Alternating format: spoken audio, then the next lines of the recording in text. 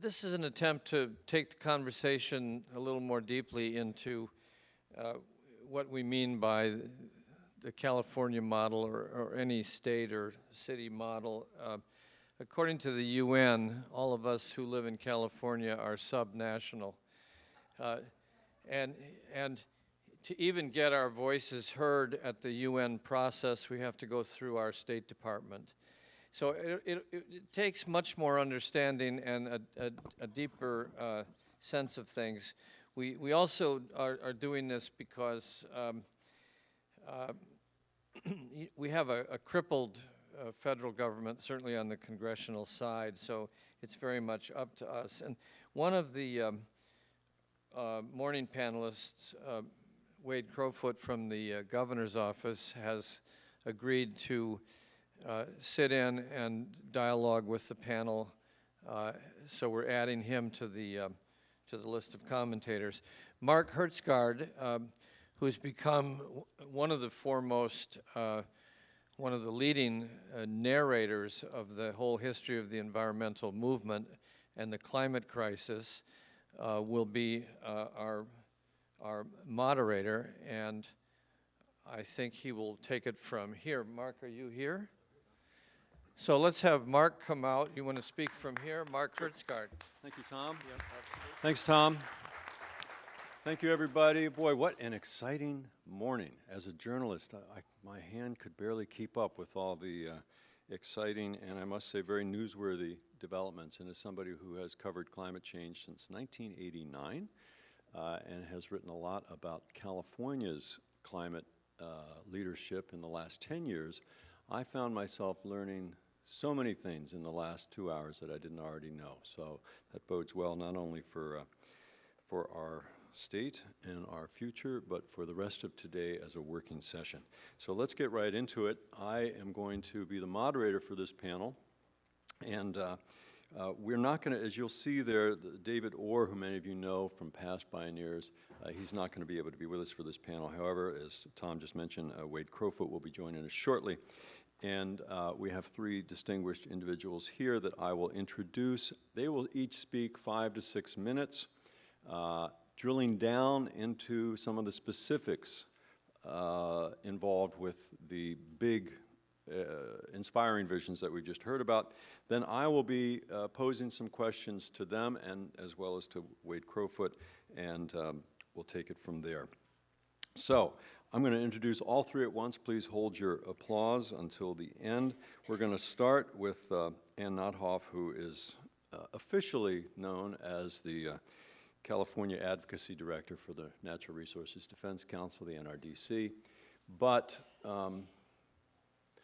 people in the know in Sacramento say that really this lady who you have in front of you for 20 years has been the guiding hand, certainly one of the guiding hands behind the scenes for why California has such a proud legacy and enduring and hopefully building legacy on energy and environment policies. So she'll be speaking from that perspective.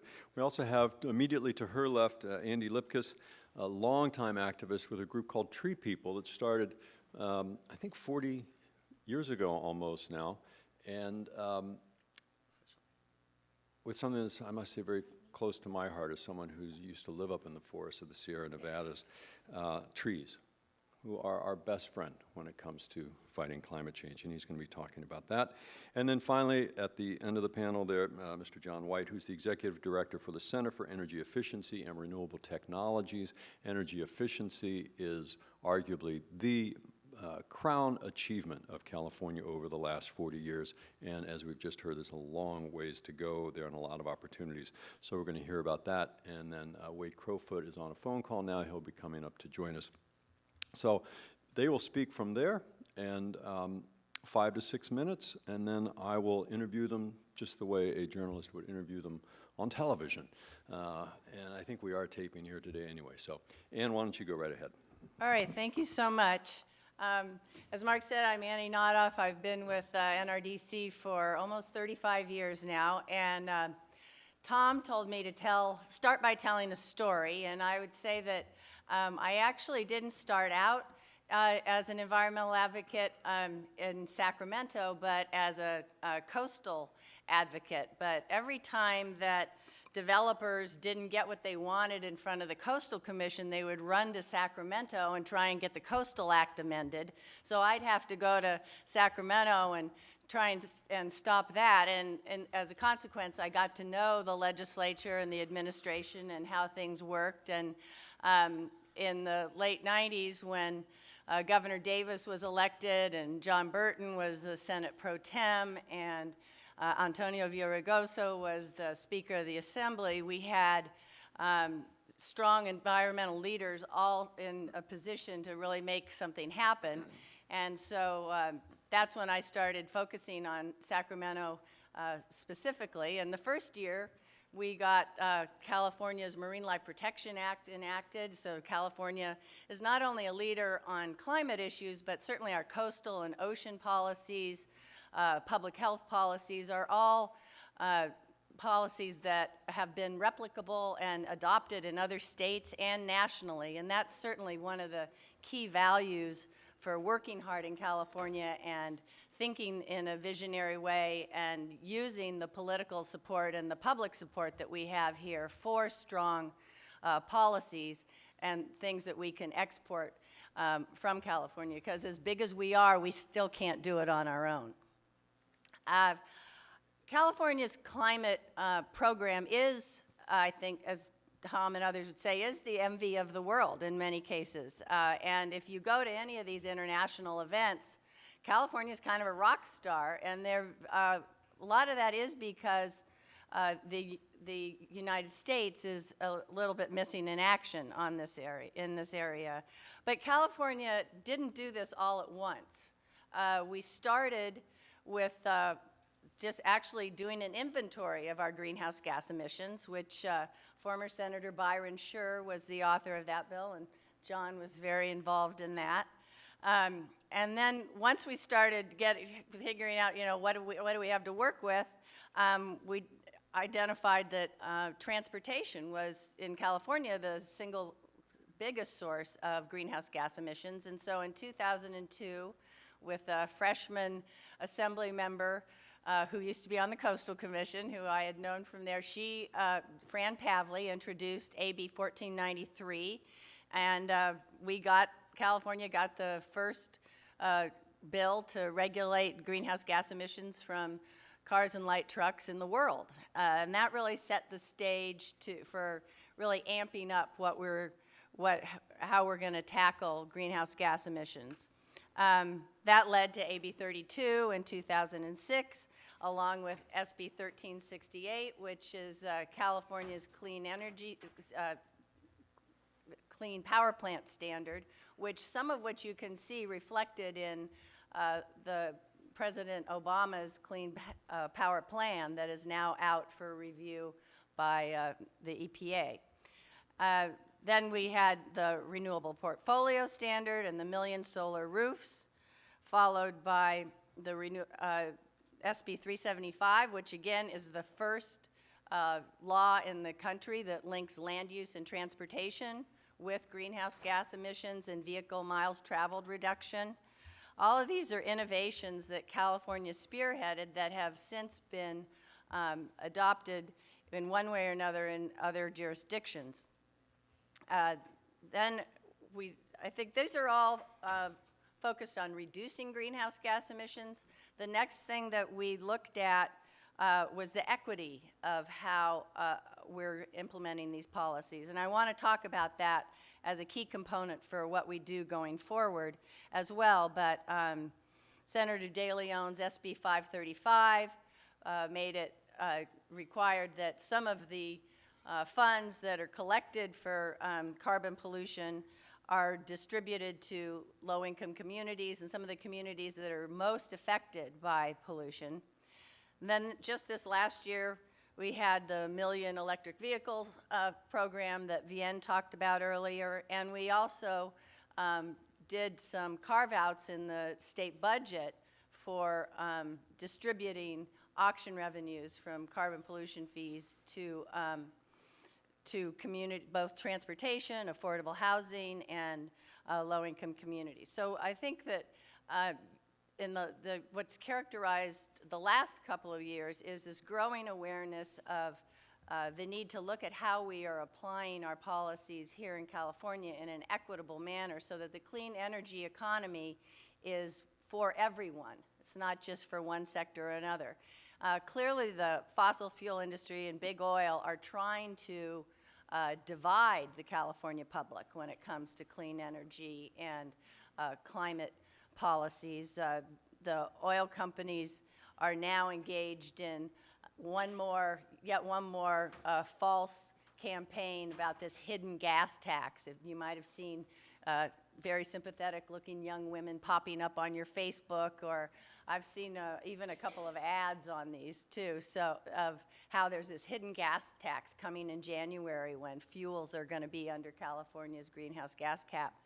And in fact, the reverse is true. By reducing our dependence on oil as a fuel source, we're giving consumers more choice, and we're hopefully driving down the price over time. But that doesn't keep the oil companies from trying to continue to make put up phony grassroots groups. And I think we can talk about this more, but one of the things that characterizes California's legislature now is that we have progressive leadership in both the Assembly, the Senate, and the governor's very charged to get moving more on climate. But because of term limits, it's particularly important that we have not just an inside game in Sacramento, but that we have an outside game. And the oil companies have figured that out, so they've started these phony grassroots groups that you can't, they have seemingly innocuous names. They sound good, but they're funded by the oil companies, and so they're doing their outside game, and that's important for us to organize and do our outside game. And I think with that, I'll leave it for further discussion. Thank you. That's an excellent place to leave it. I'm going to put in a brief plug here for a magazine I'm writing a lot for right now that I doubt very many people in this room read, and you might even have suspicions of it. It's Bloomberg Businessweek magazine, the old Businessweek magazine. We had that story. We had that story on the false grassroots groups that big oil is putting up. And I would say also, and this is before I started writing for them, that Businessweek has done by far the most aggressive coverage on Keystone and the shenanigans in there. So it's a sign again of perhaps some allies in unexpected places. Okay, John, or sorry, Andy, please go ahead. Thanks. Oh, good, it's on. 2 months ago, I was at a meeting at TreePeople's offices, which is at the GPS center of Los Angeles. Not dead center, it's in the Santa Monica Mountains, in an old fire station. It was 105 degrees out, heading higher, and this massive fire truck shows up, barreling into our driveway, red lights on. And I went out to greet it, and they said, "We heard you have water." This fire truck's job, this massive tanker, is to support helicopters with the initial attack. They were deployed there because of the conditions that Wade talked about. At 105 degrees, we could have an explosion of fire at any point. The water that they heard about that we had was in a cistern in the ground at TreePeople headquarters, something we put in nearly 10 years ago with a great battle with bureaucracy to let us do it. A cistern is 100 feet in diameter.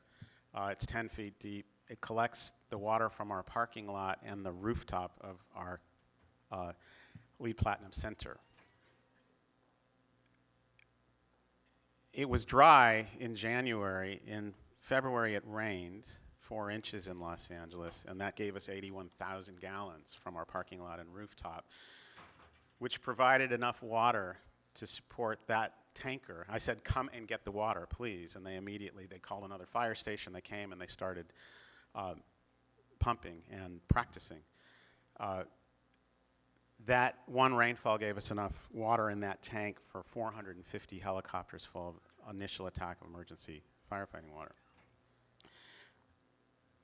I tell you that because it begins to illustrate the relationship between trees and water and our power locally. It illustrates what Bernadette's slide and quote from Khalil Gibran stated so powerfully, is that the world looks a whole lot bigger to us than it actually is. The media makes it tremendously worse, to the result that we feel like we don't count. We feel like locally, individually, against climate change, against most things, that we're powerless. And the truth is completely opposite, and I'll try to lay that out to you in a very few moments, until my timer tells me to stop, and I'll extend a little bit more. But first, I want to thank all the speakers and Bioneers. This has been like return to the well, or finding the spring after going through a desert for the last, since Christmas. TreePeople and a number of us on the front lines have been in full-on emergency response mode since we learned of what was coming with the drought. And there hasn't been a week that I haven't been meeting with state leaders or city water leaders, moving them, helping them collaborate and move in a direction of new water resilience. So the challenge is upon us. We are living in the days that climate scientists said would become the new normal, as you heard. It's here and it's real. So back to the tree and the cistern. That 100-foot diameter of the tank, our tank cistern holds 218,000 gallons of rainwater. We designed it biomimicking an oak tree, a California oak. So a typical large 100-foot canopy oak tree turns out the root system. So trees are, just like people. We think that they're cute, nice, but are they powerful? Is one individual powerful? Well, I asked the chief of the Forest Service, Mike Dombeck, several years ago, took me to Canada for a meeting of UN foresters, and he was the first leader of the Forest Service to value watershed management in over 100 years. And I said, why are you into that? And he said, I was a forest ranger a few miles north of here in Sonoma County and in Petaluma when there were some massive floods 30 years ago, 20 years ago. And it happened twice, and he asked an old-time farmer if that was new or what had happened. And the farmer said, that's too long. The farmer said, they took away all the sponges. So they had built homes, sealed the land, and thrown the water away, creating floods. So I asked the Forest Service to calculate the footprint, the value, the amount of water in that one tree in its root system, 5 feet deep. Turns out it can capture, hold, clean, and send to the aquifer 57,000 gallons in a flash flood. One oak tree. The challenge is what happens when we remove them and what we replace them with, which is bureaucracy, oversized, that takes the power away from us and builds concrete diapers to handle what we don't any longer feel like we're empowered to do, which is manage our water, manage our energy, and our food. So the localization is very, very potent. And excuse me while I extend just a little bit. Andy, I'll very politely say you have 1 minute. Great. So through our work, we've shown that Los Angeles actually receives half the water it needs in rainfall, but it throws it all away in that same way. Imports 89% of its water. This year, almost all of it, at a huge cost to the planet. The single largest use of electricity in the state of California is to pump water to LA. Half of it is used to grow lawns. I'm going to flip forward and just say, through 20 years of work just on water and managing LA as a watershed, we've been able to show and then bring the nation's largest engineering firms in to validate that rainwater harvesting can actually produce half our water and really change the game. Through engaging our local agencies personally with the agency heads, having them sit down together. I want to pick up where Vian left off. It is very personal, even with agencies. And to get them to communicate and come back together and support them and hold them, and sometimes have to lobby to hold them together, to start spending together, all kinds of things become possible.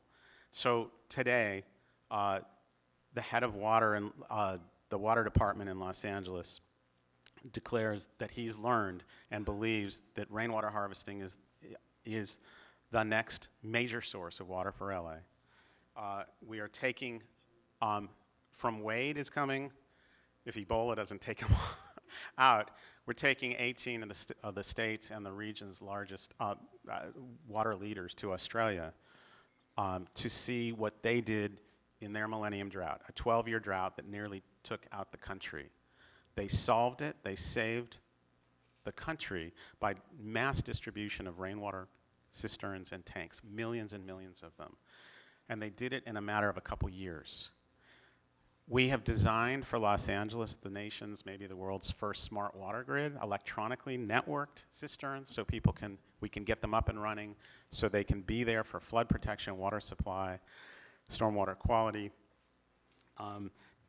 The solutions are powerfully within reach. Okay, last sentence 10 is, seconds.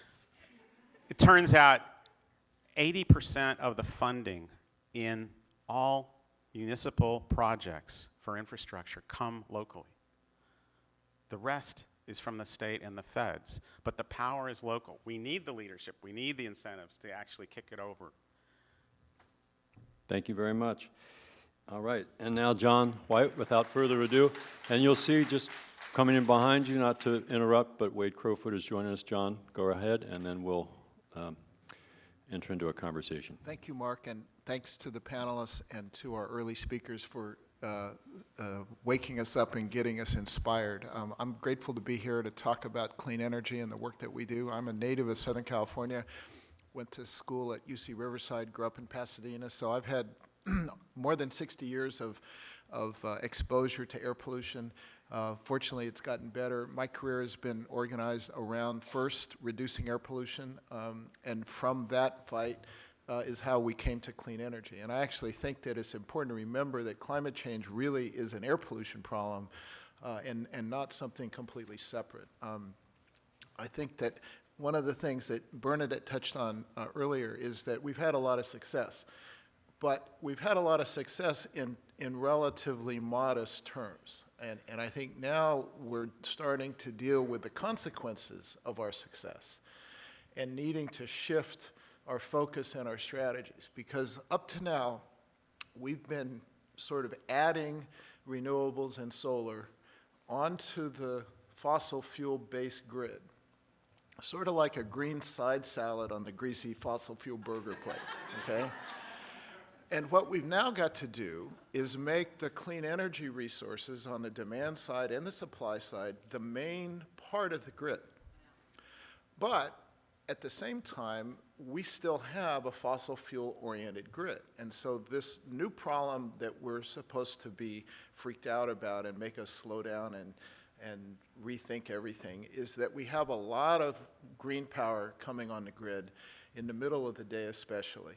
And that means that we should be able to do with less fossil. Now, that's supposed to be how it works. But the way the grid is organized, the fossil has priority, de facto. So we are importing substantial amounts of fossil fuel from out of state, less coal than we used to, on the way to getting rid of all the coal, but a lot of gas, what was called system power. And these resources, for some reason, aren't considered the first to be withdrawn. We also have a lot of fossil fuel on the California grid. And so first thing I think we need to think about is let's recognize that our goal is to reduce that fossil component, not increase it. And that means we're going to have to put the green resources to work doing the work of the grid.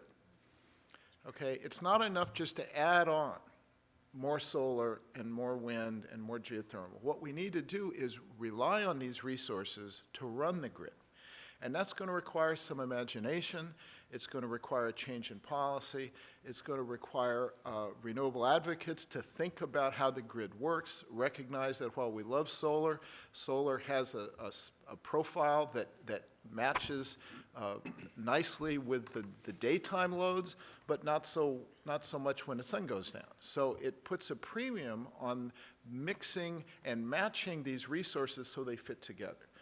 So this is, I think, the next task as we go forward. There's nobody except maybe Germany that has put as much renewables onto the grid as we have, okay? So we're a little bit in uncharted territory.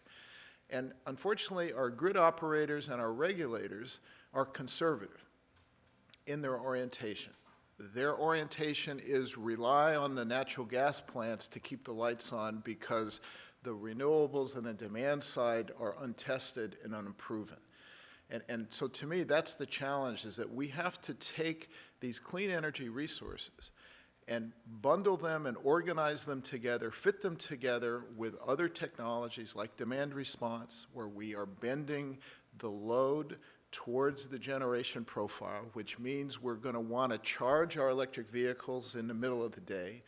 We're going to want to preheat and pre-cool, use that clean energy, export some, because exporting is a way to avoid curtailment, and Nevada can certainly use some of our solar power to run its casinos. But adding more renewables shouldn't be seen as the problem. It should be seen as the way forward. But we have some mindsets to overcome. And we have to also recognize the need to plan this next phase. Everything we've done up to now has been kind of first in line, who's got a contract, who's got a transmission application, who's got a solar roof. This is less of a problem on the distribution grid, but at the large scale level, we got to have better planning. We have to match where the transmission goes with where the resources are and think about how these pieces fit together. So even though solar is the least expensive resource that we can buy at the moment, it's not the only one that we should be thinking about. Geothermal, which is down in this Imperial Valley, which is enormously valuable because it's 24/7, runs just like a coal plant, but it's more expensive. Solar thermal with storage, magnificently suited to the task of turning on when the sun goes down, also more expensive. So when we think about the work of the grid of the future, we have to think about how we can mix and match and use all of the attributes on the demand side and on the supply side to fit together with a grid that is going to get steadily cleaner. We had an opportunity that was forced upon us when the San Onofre nuclear plant went down, but we weren't prepared.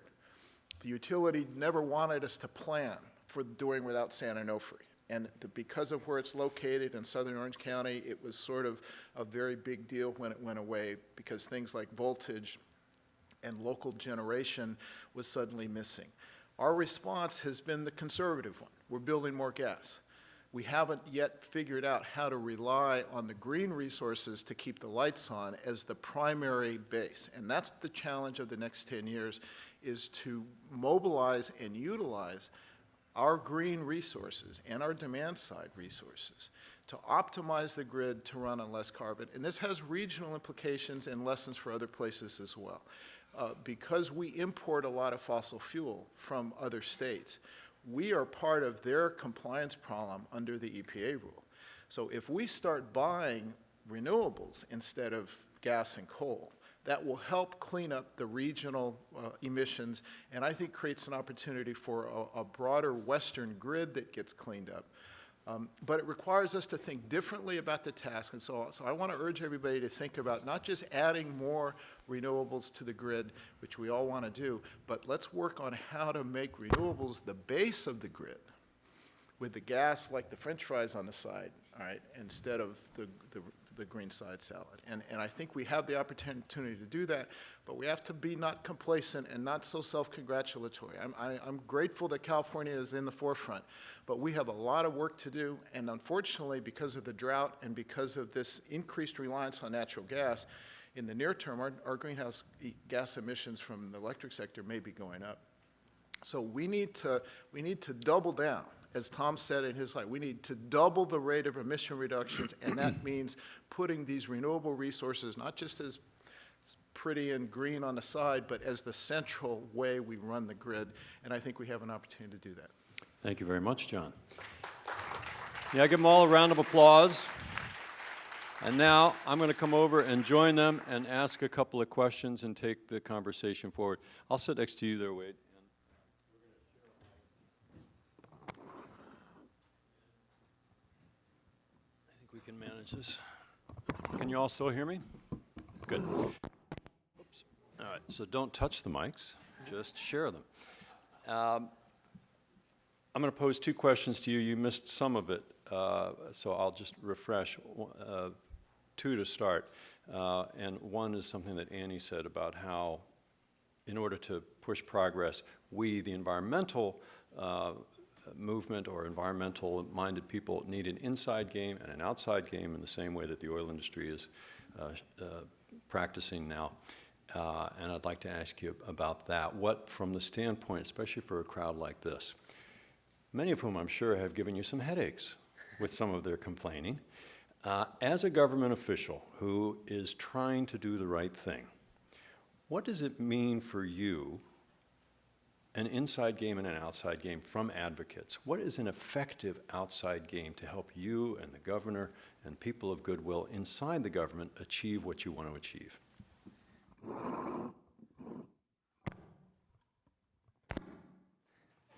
Thanks. I would absolutely agree. An inside game and an outside game is necessary in terms of holding us accountable within government to actually achieve this vision that I laid out this morning. I'll start with the inside game. You know, Vijay had it exactly right, which is, we have added on environmental technologies like solar and wind on a legacy brittle grid that really, should have been updated a long time ago. And we talk about this 2050 goal of an 80% reduction. We do not have an effective path yet identified. So when Paul Hawken today talked about some of the, the creativity and on all of these ideas, I think one request of those in the room, and something that the organizations represented here on stage do, is give us the ideas. You all have the time and space and insight to be creative. And I'll just be candid, we do not. I was late to the panel because we're dealing with Ebola preparedness. And I'm going to run off at midday, and I'm going to, completely have to focus on something different. We don't actually come up with the elegant solutions that will lead us to 2050. It's organizations, nonprofits, individuals like yourself. So we continue to rely on the creative sort of policy pathway. And then Annie's absolutely right. I mean, this is contested territory. It's not that, we're all holding hands, marching into a sunlit future. There is a big political battle happening right now, not only in the rest of the country, but in the state, about whether we will even continue on the progress before 2020. So every sort of piece of policy complexity that was laid out here is actually contested, either through a regulatory environment in the legislature within the governor's office.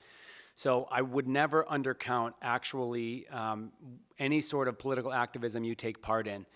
Because it actually gets our attention. On topics that we agree on, for example, electric vehicles, it provides us essential support, like the Charge Ahead campaign.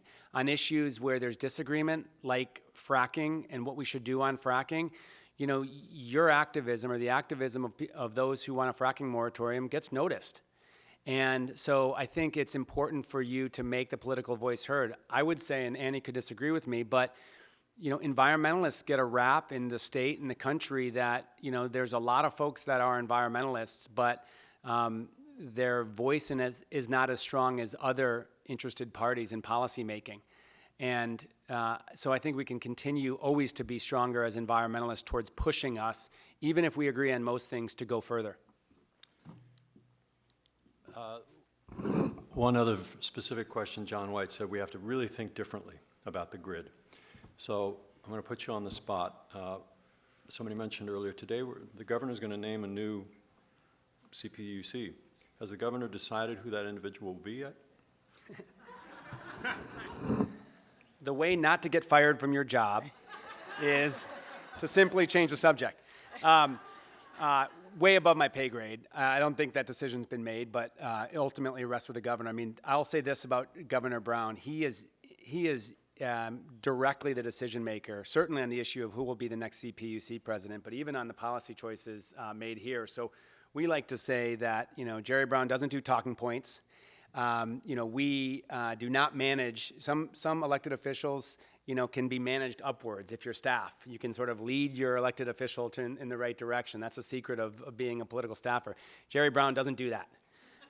So I have confidence, though, that he understands the importance of the CPUC, and also that, he's dug in. Believe it or not, this is an interesting anecdote. He reads these articles in these scientific journals about what it actually takes to transition. And there's a funny story that the person that does governmental affairs for UC, University of California, got a call on the weekend from this professor that said, hey, I just wanted to check in, and I got an email from the governor on Saturday, and he's asking me for all this follow-up information, and I don't know if I should be sharing with you. And the government affairs person said, well, no, I mean, you got an email from somebody in the governor's office, right? So tell me who it is, and we'll work through it. This sort of treating them in a fairly condescending way. And the professor said, no, I had a back and forth with Jerry Brown. He actually is asking for all this information. So the short of it is, I think he gets it, and he understands the importance of the CPUC moving forward. And I'm confident that if I were here in 3 weeks and the CPUC president was named, it will be somebody that is pushing this vision towards a modern grid and towards our climate goals. Including what John said about having to really fundamentally change the underlying dynamics. Does the governor get down to that level of the weeds on this stuff? Yeah, I mean, some of it, there's a lot of technical complexity in what John said, and that frankly I don't understand. And so the governor convened what he calls his energy principles, which is the head of the CPUC, the head of the California Energy Commission, the head of the independent system operator, which manages the grid. And they're actually charged with developing this idea of a pathway to 2030. Because part of this is we can set a target into law for 2030, which is, again, down that slope towards 2050, 80% reduction. But how are we going to get there? And to John's point, it's not simply necessarily adding more renewables on the grid that we have.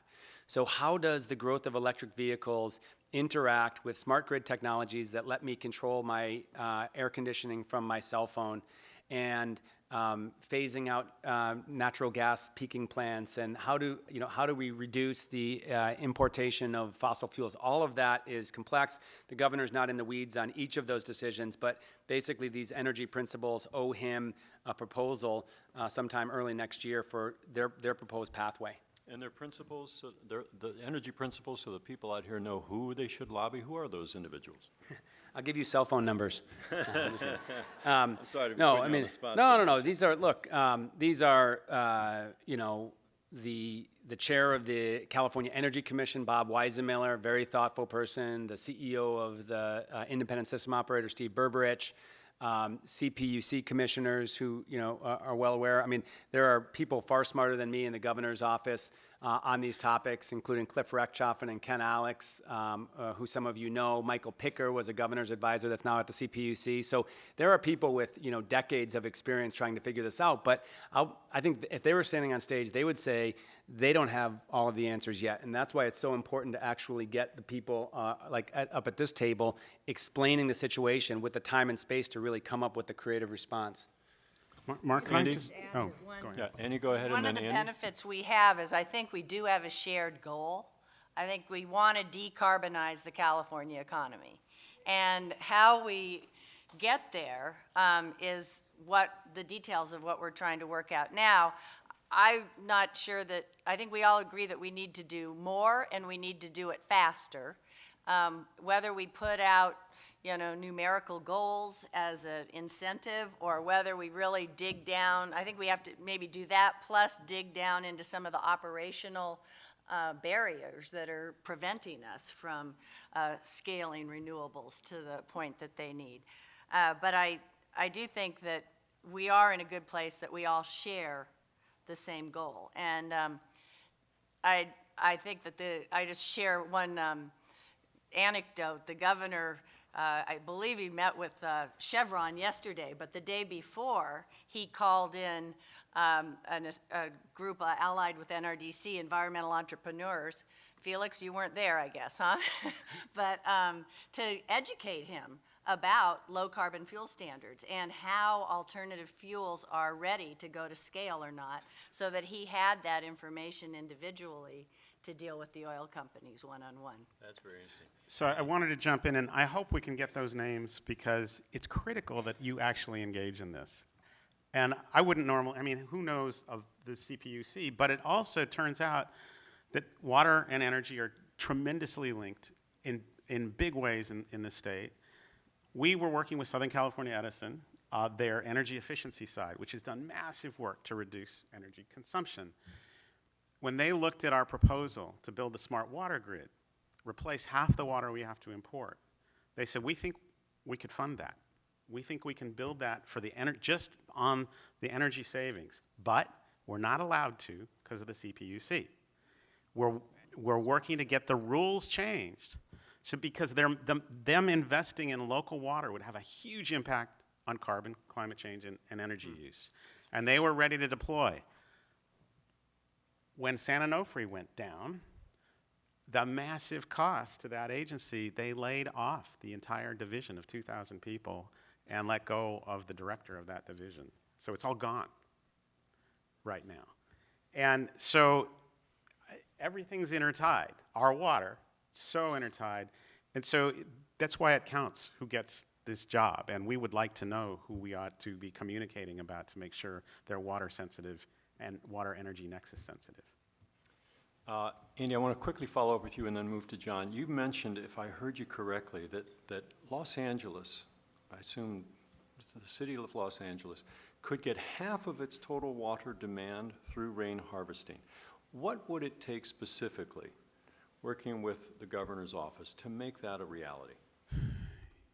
Just to make that real for you, first, last year, the driest year in recorded calendar history, last year, driest year, it still rained 3.6 inches in Los Angeles alone, the driest year in LA. That generates, an inch of rainfall in LA generates 7.6 billion gallons of capturable runoff, right? Say that number again. Right, so I'm gonna build this for you. 1 inch of rainfall generates 7.6 inches of capturable runoff. Billion, not million. Billion gallons. B-I-L-L-I-O-N. 7.6 billion gallons of per inch. capturable runoff. This is according to LA City Sanitation that moves the water out.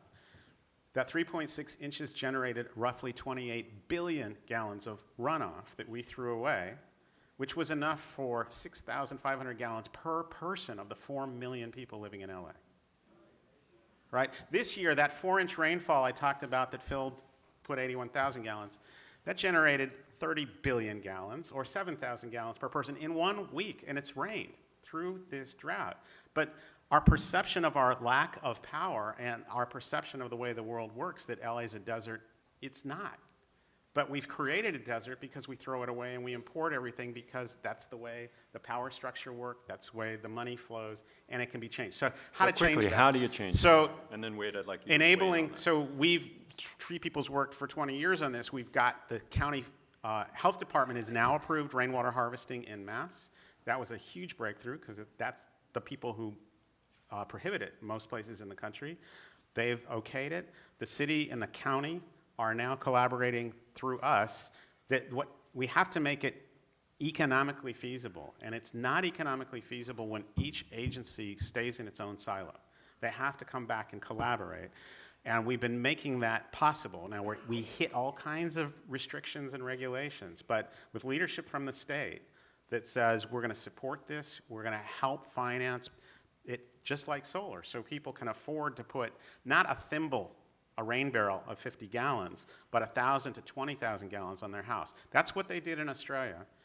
And a city like Adelaide that has the same weather as Los Angeles, 45% of the single-family homes now have rain tanks in their homes, from 1,000 to 20,000 gallons per home. 30% in Sydney. You can't build a new home in Sydney or even renovate without putting in a huge tank. They're relying on it. We could build that grid like now because it can be built locally and deployed locally. And putting a remote control switch on it allows it to be a joint invested vehicle that does flood protection as well as water supply and water quality. That is fascinating. Wade, before you comment, John, could you do the same thing on what you said about turning the grid from basically fossils having priority to the other? What needs to happen very quickly to specifically make that happen? And then, Wade, I'd like you to comment on both of those. First of all, we need the grid planners to get in their head that we're going to have a 2030 goal and a 2050 goal, and they need to begin planning today for doing with half the gas that we're burning now. That's the first thing. Second thing is that I'm happy to see the agencies cooperating with each other, but I think there needs to be some public transparency to that process. These people are not always easy to see. They're not always interested in listening. I'd like to see a quarterly meeting of this Energy Principles Group that can have a little bit of report and discussion and a little more interaction. And then third, I think we need to recognize the need for the grid itself to evolve towards low carbon as the focal point, not just as an add-on. And I think this is psychologically something that the grid operators and the regulators haven't yet got. And it's partly because we're so full of our happiness with the success of the RPS and the goals that we've established. But if we continue on the path that we're on today, adding as much natural gas as we are now planning to add and slowing down on renewables and these things while we figure all this out, we're not going to meet the 2030 target. So I think there's more urgency than I have seen evidence of. And so I think we have some concrete steps to take. I think particularly looking at how it is that imports don't get curtailed first from fossil fuel, and the fact that we are in danger because we lack confidence, and maybe because we've simply added renewables as the virtuous thing. We have to find a way to use these clean resources to run the grid and to start doing it now and not waiting another 5 years. So, Wade, what do you think? Quarterly meetings of the Energy Principles open to the public? Again, above my pay grade. No, look, the idea is that this is one venue to have this conversation. I'm candid that to tell you that the folks at the leadership level at these agencies are talking to one another. Absolutely, these ideas need to be shared, and vetted, and I think that they will be. In fact, if we're creating a 2030 target and a pathway towards that target, hopefully that gets legislated over time, because you want a target that outlasts any governor or legislature. But then also, that pathway requires probably a lot of regulatory policy and changes. So you want awareness and understanding of that. So I have every expectation that would be something that gets discussed publicly before it gets implemented. To Andy's point on water, what's amazing about water is the drought has sort of crystallized that we need to treat water much more as a precious resource. Believe it or not, hundreds of thousands of homes in California don't have a water meter on their properties, meaning I could turn on a faucet 24 hours a day, all faucets 24 hours a day. I pay the same amount as my next door neighbor. Now we're working to change that, but that gives you an example that not every local agency has treated water as a precious resource that it should be treated as. Volumetric pricing is another important idea. We've had volumetric pricing on electricity. The idea is, the more you use, the more you pay. And actually, as you move into categories of using more energy, you actually pay more per unit of energy. The idea being that you're trying to incentivize to be efficient. We don't have that in a lot of water agencies across the state on water. So what Andy's talking about is a big idea. And I think that the sort of the bridge between that is, in Australia, they had a drought for 12 straight years. We're in the third year of a drought. Imagine how much you're hearing about the drought. Advance that 9 years. So as I understand, in Australia, it really took the handful of years to get serious and to change the building codes, require the tanks, et cetera. So are we going to wait 12 years for a millennial drought, or are we going to be, thoughtful in advance? And then the question is, prioritizing resources. And I would also say to energy and water, there's a sort of a buzzword in government that's gaining, currency, which is the water energy nexus. And like so many things in any organization, be it governmental or non-governmental, water and energy has been compartmentalized. So even though this California Public Utilities regulates for-profit energy utilities and for-profit water utilities, there's still not nearly enough connection between the policy of using water wisely and using energy wisely. And there's some remarkable statistics, something like 18%, some folks say 18% of the energy used in California is to move water. Imagine if a community like Los Angeles in LA County, 10 million people, if they're getting more water locally with less water that requires electrons to move it from Northern California. So there's a lot of potential in terms of developing the connection between the two, but it requires creativity, and it requires organizations like yours and like that are represented in the room coming to us with good ideas. Just to clarify the numbers, it's 19% of the state's electricity, 35% of the state's natural gas involved in moving water. And I'm not sure about heating it with that, but it's a huge number. 35% of the natural gas in the state is involved in water. That natural gas number is striking, and you mentioned fracking. We have to talk about that here as something that's one of the big issues here. Many of the activists here have been surprised at a governor who they highly regard on climate in general has been less than aggressive against fracking. You mentioned,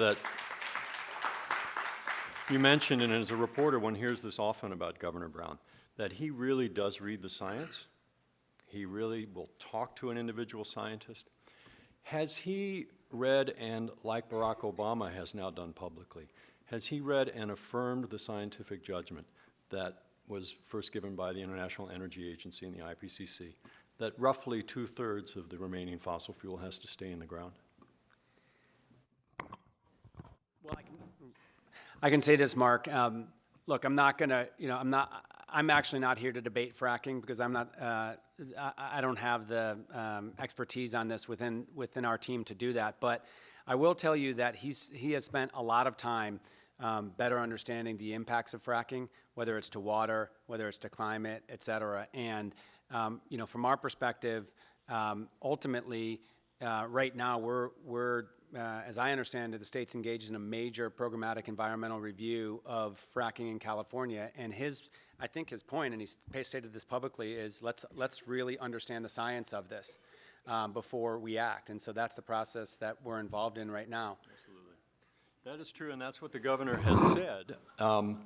But my question to you was quite specific. Does he know that science? Because that science, as you know, fracking is all about getting that remaining 2/3 that they have not been able to reach before. So if you accept that science, as President Barack Obama did earlier this summer, and as I would assume the governor does, that kind of rules out fracking. So that's why I was asking you. I'm not saying this for applause. I'm just being a responsible journalist here.